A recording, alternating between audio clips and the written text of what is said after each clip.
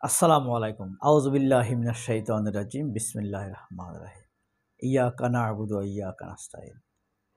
আচ্ছা, আপনাদেরকে যদি একটি সহজ সহজ প্রশ্ন করা হয়, ওয়াকারের এখন বাঁচার পথ কি? আপনারা কি উত্তর দিবেন?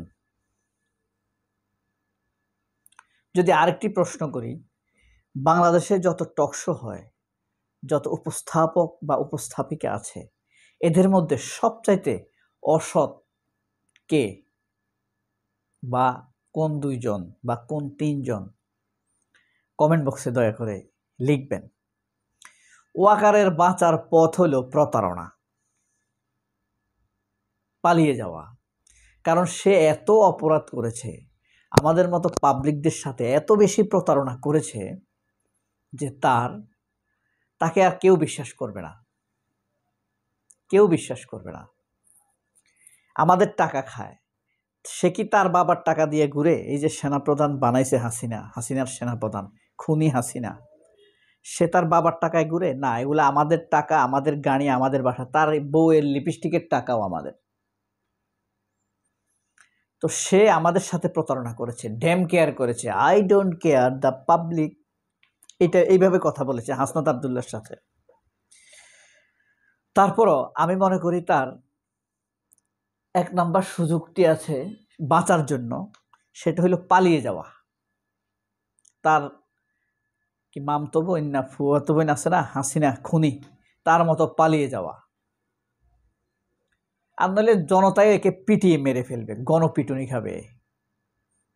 মির্জাফরের পুত্র মিরন, এরা গণপিটুনি খাইছে না? মির্জাফরের মৃত্যু কিভাবে হয়েছে? যাই হোক, তার বাঁচার বিষয়গুলো নিয়ে আলাপ করি। প্রথমে আমরা আর ফাইনালটি পরে বলবো, প্রথমে 4টি বিষয় নিয়ে আলাপ করি আমরা। 1, বিচারের সহযোগিতা করা, যে হ্যাঁ, এদের বিচার করেন, আমাদের সেনাবাহিনী পরিষ্কার হয়ে যাক, নিষ্কলুক হয়ে যাক, প্রশ্নের ঊর্ধ্বে উঠে যাক, জনগণের ভালোবাসায় আবদ্ধ হয়ে যাক। যারা অপরাধী আমি তাদেরকে হাতে তুলে দিলাম, যারা দেশের বাইরে আছে তাদেরকে দেশের বাইরে থেকে এনে আমি বিচারের হাতে তুলে দিলাম, আদালতের হাতে তুলে দিলাম। সে এই পথ বেছে নেবার সুযোগ আছে, এটা নেবে না সে, এটা নিশ্চিত থাকেন। এই চিন্তা তাদের ধারে কাছে নাই। ভালো চিন্তা আল্লাহই তাদের মাথায় দিবে না। শয়তান তো এরা, ভিলেন, জাতির ভিলেন। সব জাতির কিন্তু ভিলেন ছিল। যেমন যখন মুসা আলাইহিস সালামকে পাঠানো হয়েছে, তখন ভিলেন কে ছিল? মুসা আলাইহিস সালামের এগেইনস্টে ফেরাউন। হ্যাঁ, তারপরে আপনার মুহাম্মদ সাল্লাল্লাহু আলাইহি সাল্লামের এগেইনস্টে কে ছিল? আবু লাহাব, আবু জাহাল। আবু লাহাব বড় ভিলেন, বড় ভিলেন। এরপরে আপনার ইব্রাহিম আলাইহিস সালামের সময় ভিলেন কে ছিল? নমরুদ। এখন বাংলাদেশে ভিলেন কে? এই জিনিসটা আপনারা লিখবেন। সব জাতিতে একটা ভিলেন থাকে, একটা হিরো থাকে। যেই কোয়ালিটির হিরো সেই কোয়ালিটির ভিলেন থাকে। আচ্ছা, 1 নাম্বার হলো বিচারে সহযোগিতা করা। দ্বিতীয় কি জানেন? এখন পালিয়ে যে মানে এই যারা অপরাধী এদেরকে পালিয়ে যাইতে সহযোগিতা করা। যা তোরা পালাই যা, এরপর আমি পালাই যাব। এরপর নিজে পালিয়ে যাওয়া। এবং আরেকটি হলো, এই 4টার মধ্যে সর্বশেষ আরেকটি আছে কিন্তু ফাইনাল। সর্বশেষ হলো ইউনূসকে মেরে ফেলা, ডক্টর ইউনূসকে মেরে ফেলা।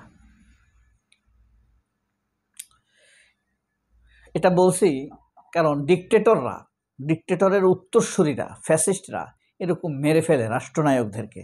ইউনূস আমাদের ভালোবাসার নীলমণি, নয়নমণি।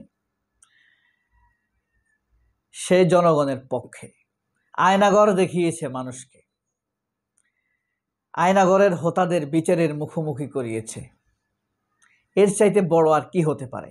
সেই ইউনূসকে এই সুরের বাচ্চা ওয়াকারেরা মেরে ফেলার উদ্যোগ নিতেও পারে। তবে এখানে ইউনূস না থেকে যদি অন্য কেউ হতো, তাহলে এতদিনে হয়তো মেরেও ফেলতো। এরপরে আছে কি জানেন? নারীদেরকে নিয়ে যে ট্র্যাপ আছে আর্মির হাতে, যেমন বিএনপির নেতাদেরকে বা জামায়াতের যদি 2-1 জন থাকে, মাইন্ড করবেন না ভাই, খারাপ মানুষ সবখানে থাকবে। আপনি যদি মনে করেন জামায়াতের সব ফেরেশতা দ্বারা তৈরি, তাহলে আপনি শিরকের মধ্যে আছেন, ভুলের মধ্যে আছেন। আব্দুল্লাহ ইবনে উবাইর ছিল আল্লাহ রাসূলের পিছনে, না ছিল না? মুনাফিক, আরো অনেক মুনাফিক ছিল, ছিল না? ছিল। সুতরাং আপনি যতদিন সার্চিংয়ে রাখবেন, চোখ নজর করার মধ্যে রাখবেন, ততদিন ভালো থাকবে। আপনি সব ছেড়ে দিবেন, আস্তে আস্তে নষ্ট হয়ে যাবে। তো জামায়াত বলেন বা বিএনপি বলেন, কাদের কাদের বিরুদ্ধে হানি ট্র্যাপের অভিযোগ আছে, সেগুলো ব্যবহার করতে পারে সে এখন, যদি তার হাতে থেকে থাকে। যদিও হানি ট্র্যাপের অভিযোগ তার বিরুদ্ধেও আছে। সর্বশেষ যেই কাজটি সে করতে পারে, যদি তার মাথায় ঘিলু থাকে, ওরে জুতা দিয়ে পিটাবে না মানুষ, ওয়াকারকে পিটাবে। তারপর বলি আর কি, যেমন ইউনূসের কাছে ক্ষমা চাইয়ে সে পিনাকি, ইলিয়াস, কনক সারোয়ারদের কাছে পরামর্শ চাইবে, যাদের কাছে ক্ষমা চাইবে যে আমি তোমাদের অর্থ সম্পদ ব্যবহার করেছি, আমি তোমাদের এই জনগণের ট্যাক্সের টাকা ব্যবহার করেছি, কৃষক কামার কুমারের ট্যাক্সের টাকা, রিক্সাওয়ালাদের ট্যাক্সের টাকা ব্যবহার করেছি, অপব্যবহার করেছি, হারাম খেয়েছি, আমাদেরকে তোমরা ক্ষমা করে দাও। তখন পিনাকি পরামর্শ দিবে, পিনাকির কাছে পরামর্শ চাইবে, পিনাকি বলে দিবে, ইলিয়াস বলবে, কনক সরোয়ার বলবে কি করা উচিত।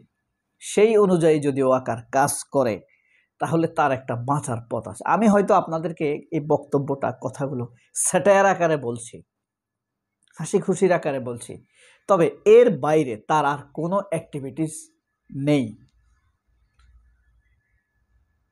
আপনি বলবেন ক্ষমতা যদি নিয়ে নেয়, ও ক্ষমতা নিয়ে, খালেদ মোশাররফ ক্ষমতা নিয়ে কয় বছর রাখছে? শেখ হাসিনার আরেক আত্মীয়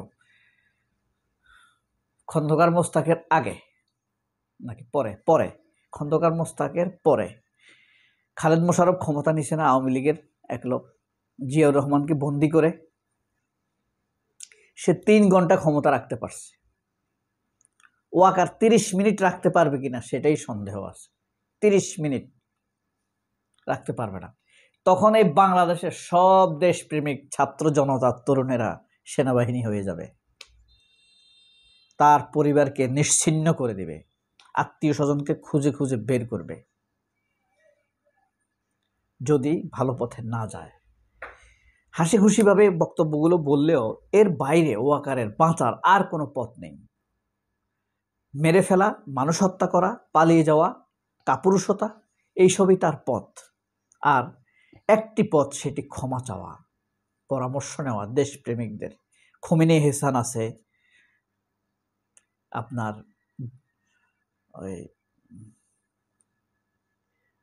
তাসনিম খলিল, পিনাকি, ইলিয়াস, কনক সারোয়ার, এদের পরামর্শ নেওয়া। আপনারা কোনো মতামত ভিন্ন কিছু থাকলে জানাবেন। সবাই অনেক ভালো থাকবেন। আল্লাহ হাফেজ। আসসালামু আলাইকুম।